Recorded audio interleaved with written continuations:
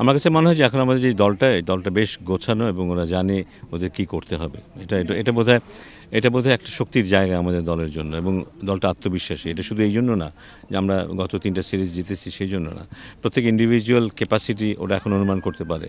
ওরা যে আন্তর্জাতিক মানের খেলোয়াড়, আমাদের দলে যে অনেক আন্তর্জাতিক মানের খেলোয়াড় আছে, এটা তারা জানে, এবং ওরা ওদের রোলগুলোও জানে। সো আমি খুব আশাবাদী। তারপরে T20 ম্যাচ, নেভার নো কী হয়, কিন্তু আমি খুবই আশাবাদী। কেউ যদি বাংলাদেশ দলকে আন্ডার এস্টিমেট করে তাহলে খুব ভুল করবে, এটা আমি বলতে পারি।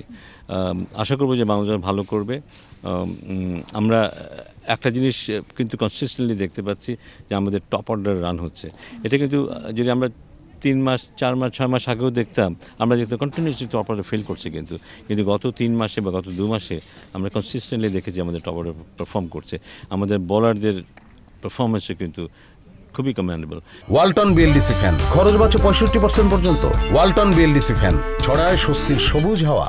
সো আমি খুব আশাবাদী। এখন দেখতে হবে অনেক গিভেন ডে আমরা কেমন করি, আমরা মেন্টালি কী অবস্থায় থাকি। অ্যাজ এ হোল আমি আশাবাদী। আমি কতদিন আগে দেখছিলাম একটা ডাটা দেখছিলাম, যেখানে বাংলাদেশের রিসেন্ট পাস্টে 6 হিটিং এবিলিটি অন্যান্য অনেক দেশের কাছাকাছি আছে। সো আমরা বোধহয় পাওয়ার হিটিংয়ে রিসেন্টলি ভালো করেছি, পাওয়ার হিটিংয়ে কাজ করার আগে থেকেই। বাট তারপরেও আমি বলবো যে আমরা সবাই হয়তো ওই মানের পাওয়ার হিটার না। সেখানে যারা একটু পিছিয়ে আছে তাদের জন্য এই কাজগুলো কাজে আসবে। আমরা রিসেন্টলি যে পাওয়ার হিটিং কোচকে নিয়ে আসছিলাম, তার প্রেজেন্সটা প্লাস যারা ভালো হিট করে তারা হয়তো কিছুটা বেনিফিটেড হয়েছে। সো এটা তো প্র্যাকটিসের ব্যাপার, কন্টিনিউয়াস প্র্যাকটিসের ব্যাপার, কন্টিনিউয়াস চেষ্টা করার ব্যাপার। এটা আরও করতেই থাকবে, এবং এটা হয়তো এখন আমাদের যারা কোচ আছে তাদের আন্ডারে ওই কোচ যা করিয়ে গেছে সেটাই কন্টিনিউ করবে। আমাদের ইচ্ছা আছে আমরা ভবিষ্যতে যখন সময় সুযোগ মতো, যখন ওদের ট্রেনিংয়ের প্রোগ্রামগুলো চলবে, শুধু জাতীয় দল না, অন্যান্য অনূর্ধ্ব-15 হোক, HP হোক, তখন এই ধরনের কোচকে নিয়ে আসবে। শুধু পাওয়ার হিটিং কোচ না, স্পেশালিস্ট হয়তো একজন লেগ স্পিন কোচ, খুব বড় উঁচু মানের একজন লেগ স্পিন কোচ হোক, কিংবা একজন ফাস্ট বোলিং কোচ হোক, স্বল্প সময়ের জন্য নিয়ে আসবো। শুধু খুব আমাদের টপ র্যাঙ্কিং প্লেয়ার যারা আছে, এলিট প্লেয়ার যারা আছে, তাদেরকে যেন তাদের নিয়ে কাজ করতে পারে। আমরা ধরে নিয়েছিলাম যে আমাদের সিনিয়র প্লেয়ার যারা আছে, এস্টাবলিশড প্লেয়ার যারা আছে, ডেফিনেটলি তারা যোগ্য, এবং তাদের উপরেই আমাদের নির্ভরশীলতা বেশি থাকবে। অন্যরা ভালো হলেও তারা পাশাপাশি একটা অবস্থা থাকবে। আসলে এইভাবে একটা দল তৈরি হতে পারে না, কিন্তু 11 জনের খেলায় 11 জনকেই মুখ্য ভূমিকা পালন করতে হবে। এখানে সবাই হিরো, এখানে 500 চরিত্র বলে কিছু নেই কিন্তু। সো আমার মনে হয় এই দলটাতে এখন 500 চরিত্রে কেউ নেই। এখানে তানজিম সাকিবও ওই লাস্টে গিয়ে হয়তো 12 বলে গিয়ে যদি 25 রান করতে পারে, তাহলে হয়তো আমরা ম্যাচ জিতবো। সে সেটা জানে এবং সেইভাবে সে তৈরি হচ্ছে। সো সবাই ইম্পর্টেন্ট এখানে, যে খেলছে এমনকি যে খেলছে না সেও।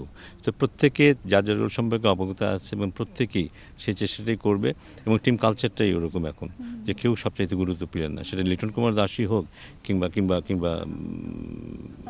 তহিদ হৃদয় হোক, কিংবা তাসকিন হোক, সবাই গুরুত্বপূর্ণ।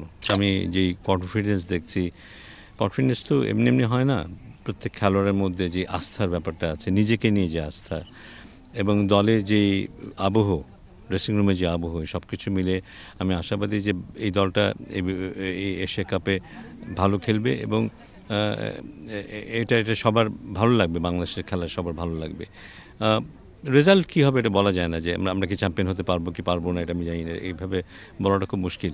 তবে যদি ফাইনাল খেলিয়া আমি খুব অবাক হব না। এটা মানে মানে হঠাৎ করে হয়ে গেল এমন হবে না। আমরা যদি ফাইনাল খেলি, নিজের যোগ্যতায় আমরা ফাইনাল খেলবো, সে যোগ্যতা আমাদের আছে। সো আমার মনে করি আমরা ফাইনাল খেলার যোগ্যতা রাখি, অ্যান্ড অনেক ইভেন্টে আমরা ইন্ডিয়াকে ডেফিনেটলি হারাতে পারি। For more updates, subscribe to our YouTube channel and click on the bell icon. Follow us on Facebook and Instagram. Download T-Sports app to enjoy exciting games and highlights. Visit tsports.com.